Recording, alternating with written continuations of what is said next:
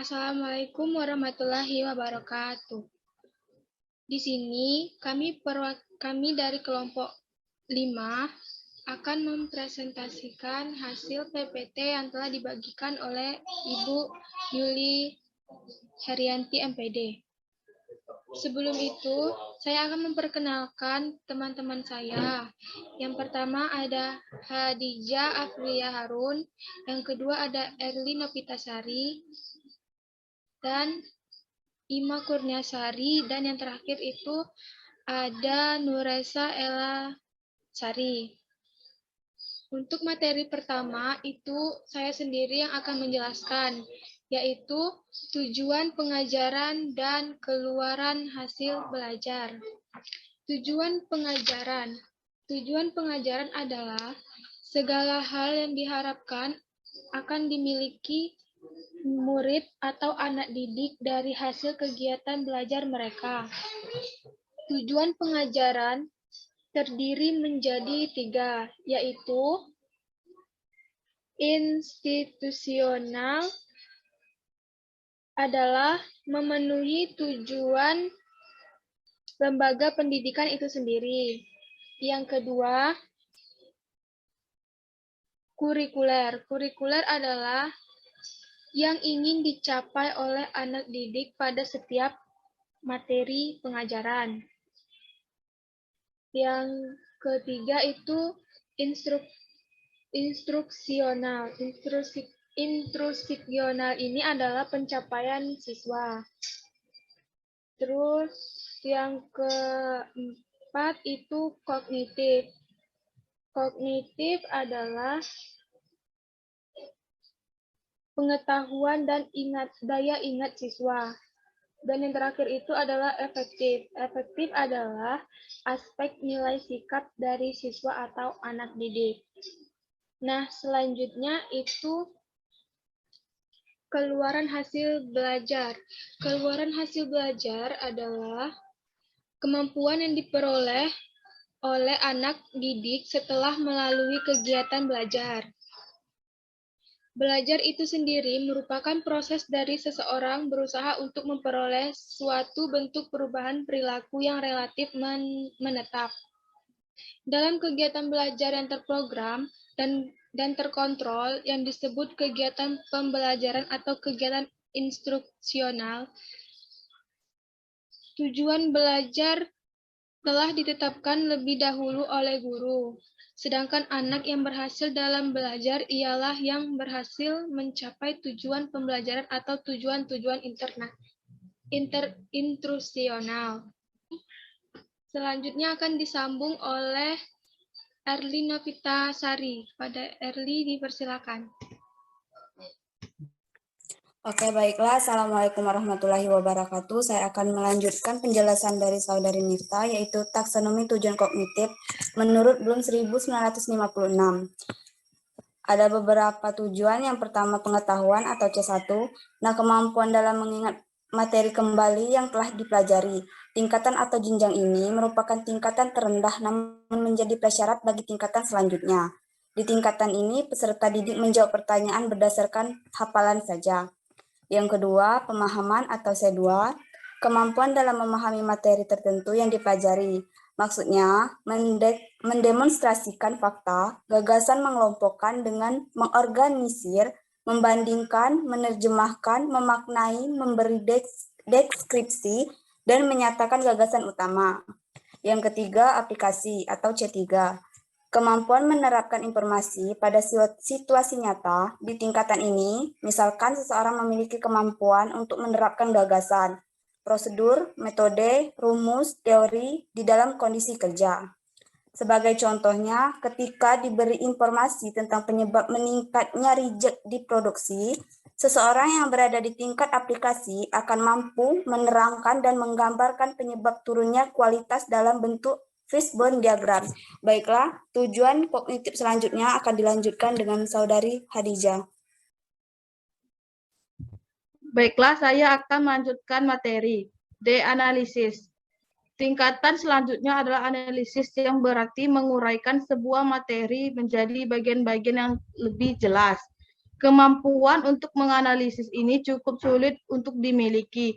Kata kerja operasional yang ada di tingkat ini antara lain adalah memeriksa, memecahkan, menganalisis, menyeleksi, dan lain sebagainya. Sintesis. Tingkatan berikutnya yang bisa Anda temui adalah sintesis. Sintesis adalah kemampuan dalam mengombinasikan berbagai komponen sehingga terbentuk struktur baru. Jika seseorang sudah sampai di tahap ini, maka ia akan mampu membuat hipotesis dan teori sendiri berdasarkan ilmu yang sudah didapatkan. Evaluasi. Tahapan terakhir adalah evaluasi. Pada tahap ini, seseorang memiliki kemampuan untuk mengevaluasi dan menilai suatu hal berdasarkan keinginan tertentu. Kata kerja operasional pada tingkat ini adalah menyimpulkan, mengkritik, membandingkan, dan lain sebagainya. Baiklah, materi selanjutnya akan dijelaskan oleh Ima. Ranah afektif ini mencakup fakta perilaku yang berhubungan dengan perasaan, minat, sikap, emosi, atau nilai. Ranah afektif yang berhubungan dengan emosi untuk menggugah emosi siswa agar ikut berperan aktif dalam kegiatan belajar mengajar. Dan ranah efektif menentukan keberhasilan belajar. Seseorang yang tidak memiliki minat pada pelajaran tertentu sulit untuk mencapai keberhasilan studi secara optimal.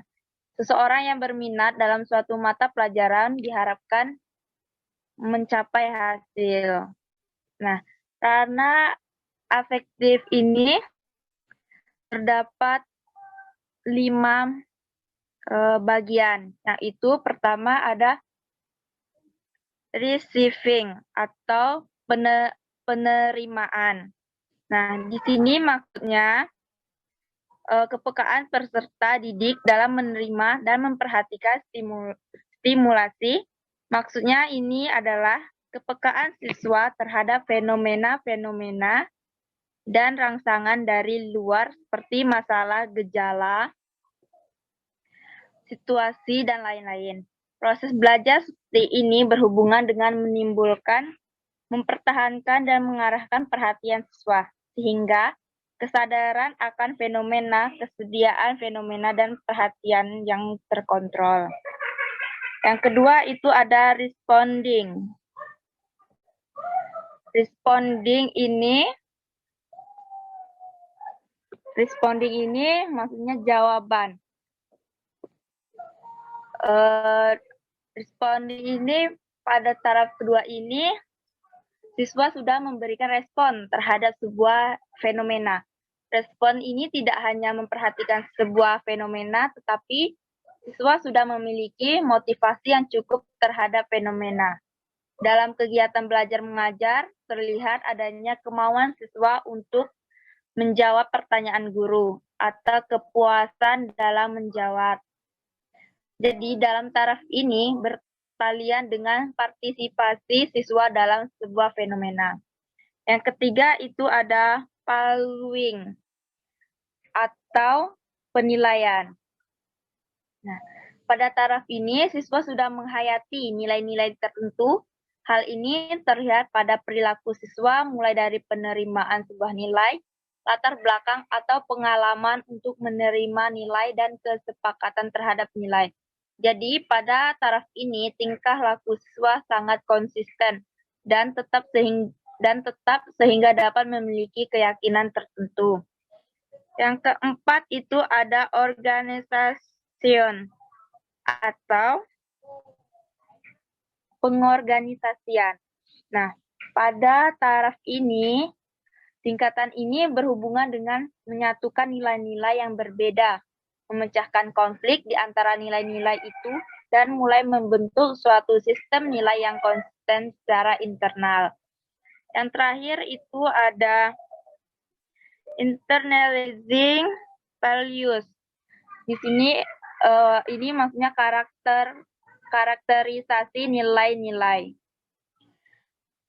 Pada taraf ini disebut sebagai tahap internalisasi, artinya suatu sistem ini sudah terbentuk dalam diri individu dan mengontrol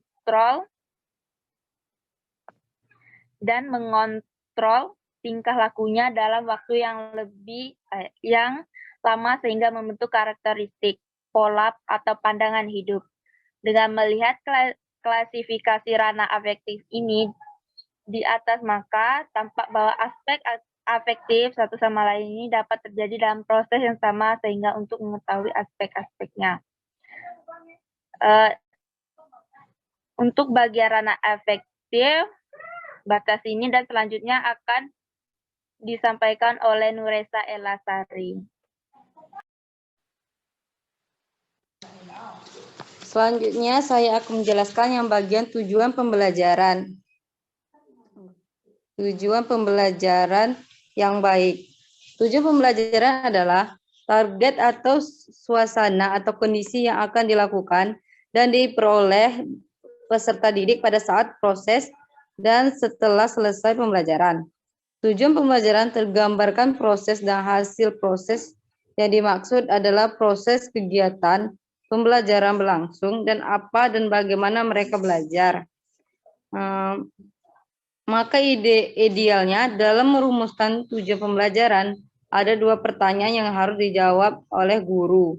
Yang pertama itu bagaimana peserta didik melakukan proses pembelajaran, dan yang kedua itu apa yang harus dilakukan peserta didik setelah selesai proses pembelajaran.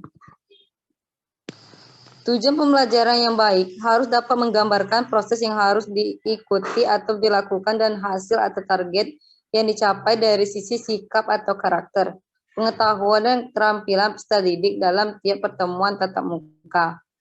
Manfaat tujuan pembelajaran adalah yang pertama itu memberikan gambaran proses apa yang harus dilakukan peserta didik secara individu atau kelompok peserta didik. Yang kedua itu menggambarkan target yang harus diperoleh peserta didik setelah mereka mengikuti proses pembelajaran. Yang ketiga itu sebagai acuan, arah proses pembelajaran, mengarahkan guru dalam memiliki model atau pendekatan atau strategi, metode, teknik, dan pemilihan media pembelajaran yang sesuai sehingga proses pembelajaran dan target yang diharapkan dapat tercapai pada satu kalimat pertemuan. Yang keempat itu lingkungan kemampuan yang harus diperoleh peserta didik.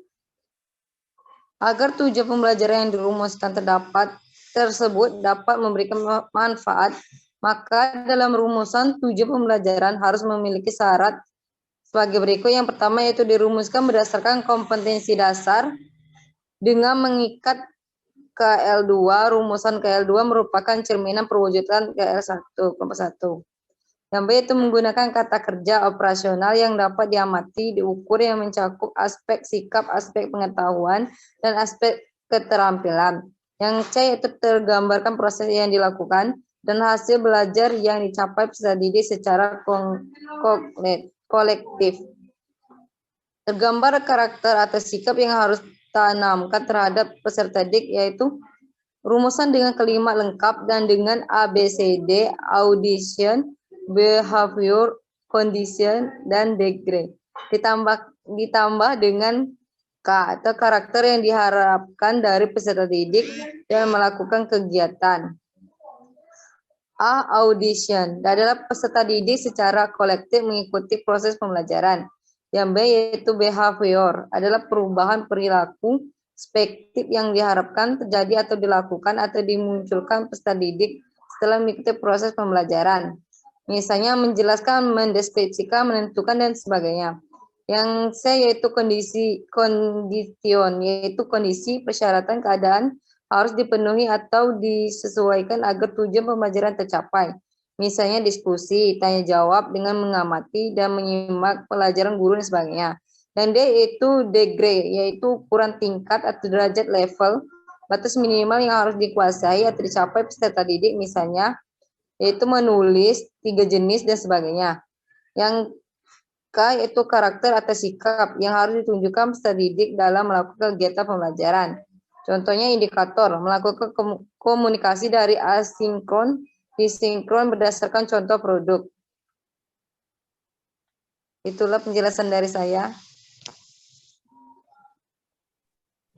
Baiklah, itulah tadi materi-materi yang sudah dijelaskan oleh kelompok kami.